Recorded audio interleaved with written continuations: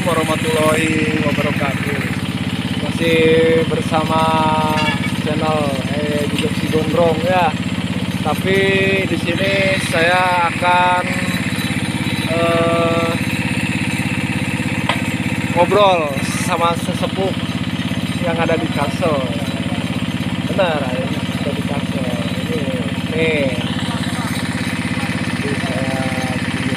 ngobrol ringkas, jelas dan padat.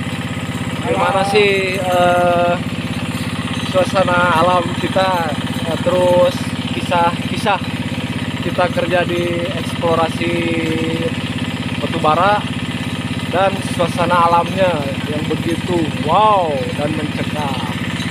Kita ikuti saja channelnya ya bro. Pak, selamat sore. Kita ngobrol jangan. Ini Bapak ini kan Dengan siapa Pak? dengan Bapak Tri. Patri bro, ini sepuh nih. Gimana Pak kisah-kisah eksplorasi? Coba ceritain Pak hal-hal yang sangat menakutkan gitu. Sesuai pengalaman saya pribadi itu biasanya di Kalimantan itu hewan yang paling ditakutkan itu beruang Pak ya. Tapi amit-amit Bang Bayi tapi jalan mendalik. Semoga kita dalam pekerjaan ini selalu dilindungi sama Allah Subhanahu wa taala, sama Tuhan yang Maha Esa. Semoga tim kita juga dijaga keselamatan, kesehatan, rezeki yang berlimpah. Benar gak Pak? Iya. Ayo Pak, gimana? Apakah benar perkataan saya seperti itu? Soalnya saya banyak melintang kerja di dunia eksplorasi itu seperti itu Pak. Kalau seandainya di Kalimantan ciri-ciri khas hewan yang paling berbahaya itu beruang. Macan itu, macan dahan. Oh, macan dahan bro. Jadi macan dahan itu macan berkulit hitam kah? Orang yang apa? Yang seperti tuh seragam ABRI itu kan. Oh, loreng bro. Loreng. Jadi loreng. Ya. Identiknya loreng, warnanya Pak ada merah-merah kan? Abu kuning. Abu kuning. Nah, macan dahan, satu macan dahan. Terus macan dahan itu kelebihannya apa Pak? Apakah dia bisa naik pohon kah? Manjat pohon gitu, selain bisa berlari kencang? Manjat pohon. Kalau dia mau nerekam dia di pertengahan pohon tuh posisinya. Kalau dia nerekam langsung loncat. Wih, nerekam serta loncat bro, menakutkan kan ya? Iya. Maka berharap kita itu berdoanya itu keselamatan. Yang kedua Pak, Yang kedua hewan beruang. wah, Hewan beruang kalau dia punya anak jangan berani dekati, dikejar. Itu berbahaya, kaki sama tangan itu tajam kukunya. Nah, beruang bro, itu kalau nggak salah di Kalimantan itu beruang madu. Benar? iya, beruang madu memang. Nah, jenisnya beruang madu meskipun di yang di sana kan apa itu namanya tutul, kan? beruang tutul. Kan dia beruang madu. Beruang madu. Nah, jadi kalau untuk penduduk di sini sebutnya lokal. Kalau kita kan saya ini pendatang, jadi nggak tahu saya. Terus kebetulan kerja di sini kita ngobrol-ngobrol ringan. Gitu. Jenis-jenis hewan apa sih yang sangat berbahaya untuk dunia eksplorasi? Kalau untuk gunung yang hijau itu kan ada banyak namanya. Pertama kan itu bisa apa? Yang orang kena itu kan apa? Yang langsung kayak menggigil, kayak sakit, kayak dilempar sama batu. Nah, itu gunungnya gunung White Anomea wae. Nah, habis itu yang paling besar berapanya tuh Dora. Itu ada kubangan di puncaknya itu ada babinya itu ekornya ini besar ini kayak ini. Babi juga bro, bisa disebut bahaya itu. hewan liar. sangat berbahaya khususnya untuk penduduk di sekitar sini, apalagi kayak saya yang kerja di hutan-hutan ini. Terus apalagi Pak? Sebelahnya itu kan ada namanya Kesaliweng. Kesaliweng itu kalau kita kena situ, kita muter-muter itu nggak bisa keluar. Walaupun bagaimana kita muter dari jalan, tetap kita Itu kalau itu Keseliweng istilah dari kami itu kasarungan. Jadi kalau kita lewat di tempat bisa disebut mistis kan Pak? Nah, di tempat mistis di sini juga dipercaya bahwa kalau lewat tempat itu kita tidak bisa kembali ke semula. Tapi Pak, kalau dengan seandainya ada ahli supranatural, emang gak berani ya.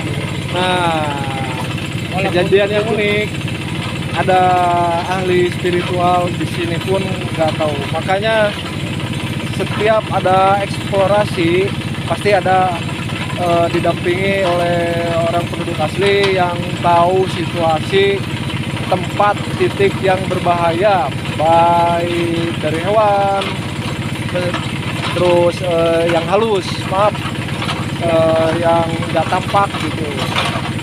Jadi mereka sangat tahu, apalagi saya sebagai pendatang.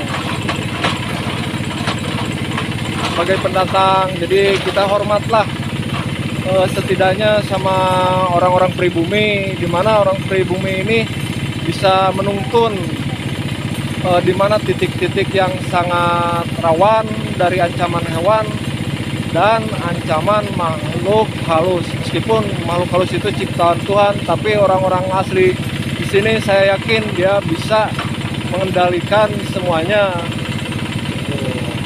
Setidaknya tahu tempat-tempat mana yang suka dilarang atau bisa disebut tempat apa?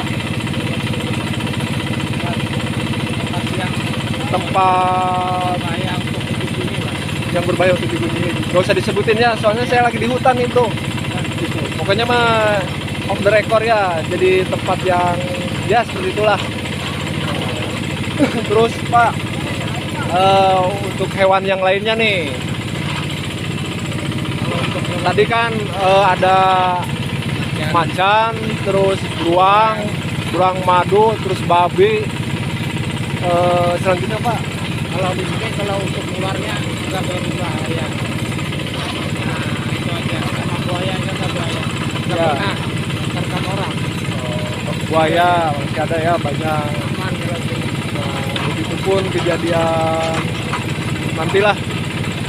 Itu Pak, kenapa bisa nyimpulin bahwa di tempat ini ada beruang gitu nah? Apa ada tanda-tandanya di pohon atau gimana? Itu memang dari dulu kan yang gunung-gunung itu yang saya sebut tadi kan memang sudah dari nenek moyang dulu sudah cerita begitu. Ya, kalau untuk membuktikan bahwa di tempat ini ada beruang itu dengan bukti seperti apa Pak? Buktinya Apa tanda di pohon atau gimana? ada di pohon, yang pohon itu kan dirobek. Nah itu tanda ada beruang. Dan waktu bulan kemarin kan kawan kami kan dikejar. Ya, Nah itu kan dia lagi mapping. Bukan. sedang oping tuh. Beruangnya itu 2 ekor ngejar tuh. Sekitar 50 meter balik, yang satu masuk ke lubang kayu tuh, jaga anaknya lagi. Iya. Nah untuk yang si jantan yang kejar terus tuh. Oh. Betinanya balik. Nah, kesimpulannya di dunia eksplorasi khususnya Kalimantan, ketika buang madu yang lagi beranak nih, yang harus kita hati-hati itu indukannya, apa ya? Iya itu. Yang jantan dan betina. Yang terlalu agresif itu beruang yang jantan ya? Jantan. Jadi dia itu identiknya melindungi diri dari ancaman.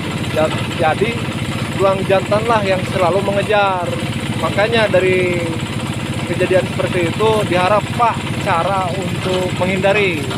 Jadi bukan melawannya, jadi cara menghindar. Kalau seandainya kita sekakmat ketemu yang seperti itu gimana coba? Kalau ketemu yang segitu kan kita cuman lari kencang aja. Oh lari bro, lari agak 1000. Langkah 1000 memang. Nah, cukup sudah. Angka 1000. Ya udah sekian dari saya, cuman ngobrol kisah-kisah hewan yang ada di hutannya, khususnya Kalimantan ya Pak ya. Jadi itu hanya cuman obrolan ringan, kita memanfaatkan waktu luang dan mengejar target. Ini saya di Daksi Gondrong mencoba berkomunikasi, bersosialisasi dengan penduduk setempat. Apakah benar sih apa yang opini-opini publik di Kalimantan seperti itu kah, ini kah? Nah ini buktinya saya langsung ngobrol sama orang asli langsung tadi, kan udah dari awal disebutkan. Jadi itu bukan obrolan semu, tapi mudah-mudahan saya khususnya umumnya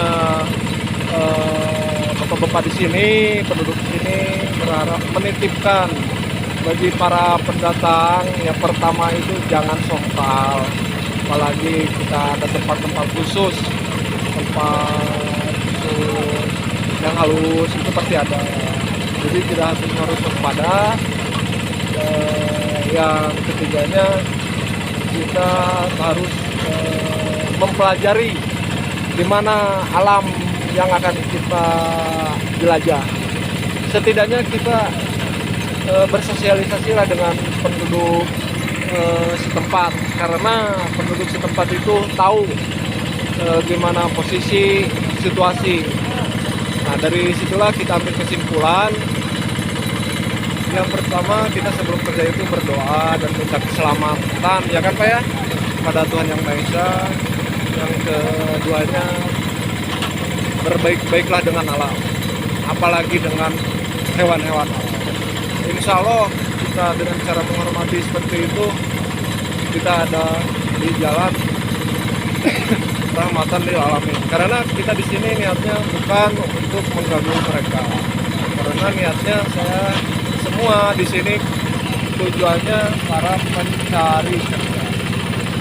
Sekian cerita saya dan Bapak Patrik beserta Pak Kartono dari Kalimantan Selatan. Jangan lupa like, share, and subscribe-nya bro. Semoga channel saya ini maju dan berkembang. Sekian, wabillahi taufiq wal hidayah. Wassalamualaikum warahmatullahi wabarakatuh. Dadah Pak. Enjoy kan.